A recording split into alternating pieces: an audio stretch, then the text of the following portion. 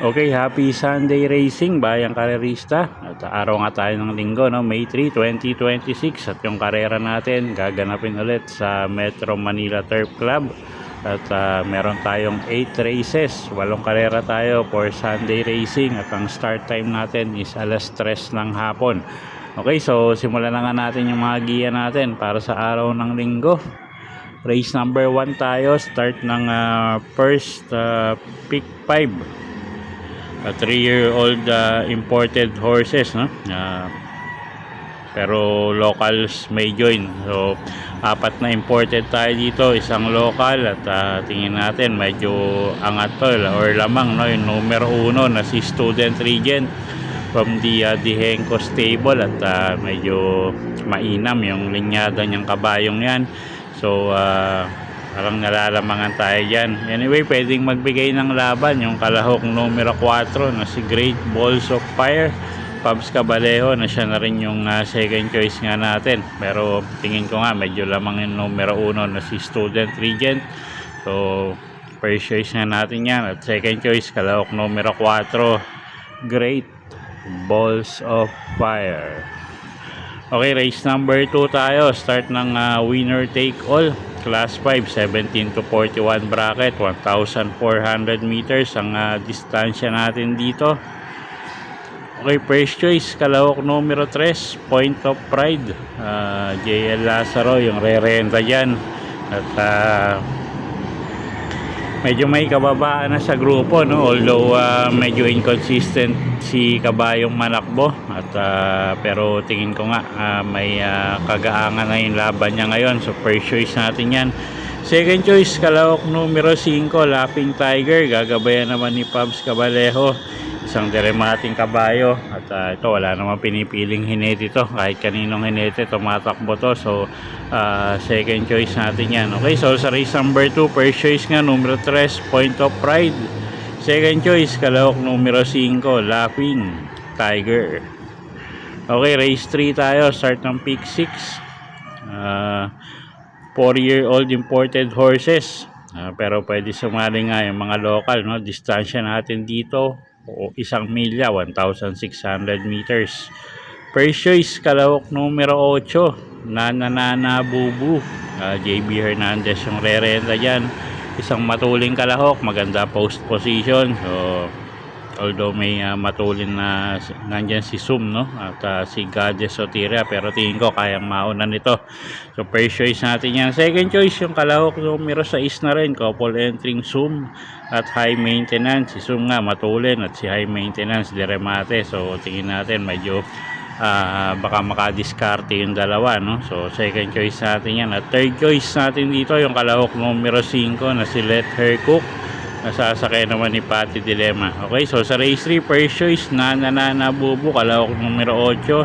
Second choice, kalahok numero 6, couple entering Zoom at High Maintenance. At third choice nga, kalahok numero 5, Let Her Cook. Okay, race 4 tayo, start ng second pick 5. Class 5, 17 to 41 bracket, 1,400 meters ang distansya. First choice natin dito yung kalahok numero 7 na si Miss Pinkerton. PJA Gusay yung re-renta dyan. Medyo tumakba lang ng maayos siya, no? Tingin natin malaki panalo. Medyo may kababaan na nga sa grupo yan. Second choice, kalahok numero 11 na si Luke Skywalker. Jigger paano naman yung sasakay dyan, isa pang mababa sa grupo.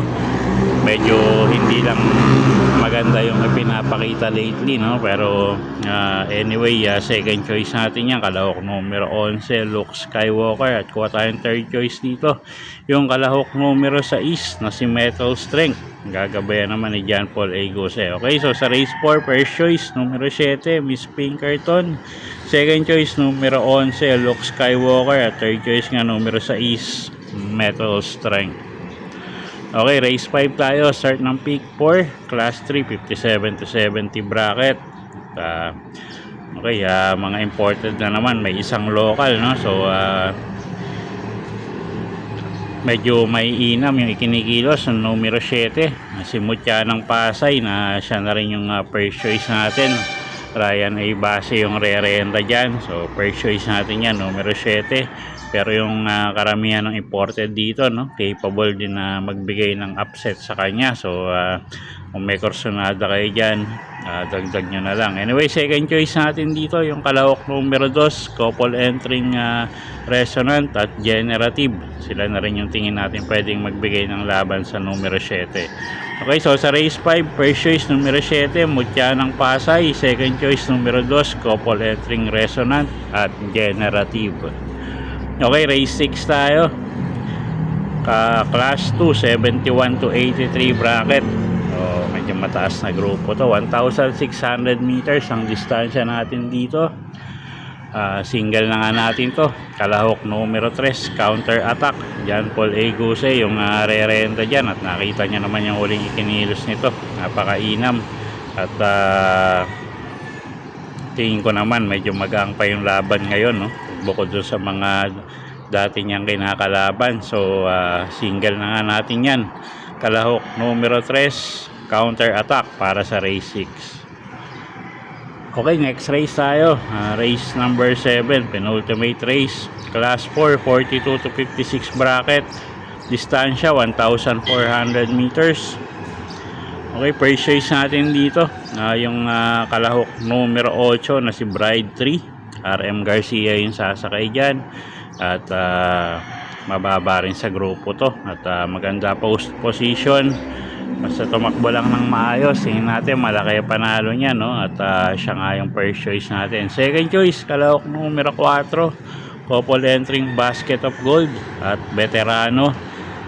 Si Basket of Gold, isang dibanderang kabayo, si veterano, pwede pa rin matihin. So sila yung second choice nga natin dyan.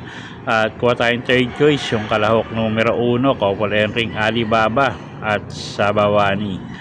Okay, so sa race 7, first choice nga numero 8, Bride 3. Second choice, kalahok numero 4, couple entering Basket of Gold at veterano. At third choice, kalahok numero 1, couple entering Alibaba at Sabawani.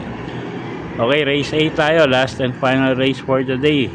Class 5, 17 to 41 bracket, 1,400 meters ang distansya.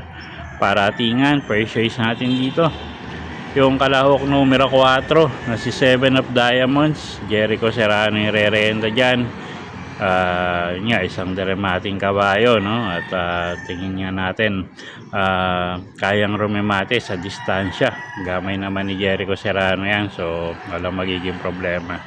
Second choice, kalahok numero 8, Sneaky Eyes. RM Garcia naman yung re-renta dyan, isang matuling kalahok. At pag nauna, tingin natin malaki panalo niyan. At kuha tayong third choice dito, kalahok numero 3, Raven. CB Diala naman yung re-renta dyan. Okay, so sa race number 8, first choice nga, kalahok numero 4, 7 of Diamonds. Second choice, kalahok numero 8, Sneaky Eyes. At third choice nga, kalahok numero 3, Raven. Okay, so yun po yung mga giya natin para sa araw ng linggo, no? May 3, 2026. Sana po yung makatulong sa pagpili nyo ng mga tatayaang kabayo. Inulit ko po, kayo pa rin po masusunod kung saan nyo itataya yung pinagpaguran yung pera. Good luck po at happy Sunday racing, bayang karerista.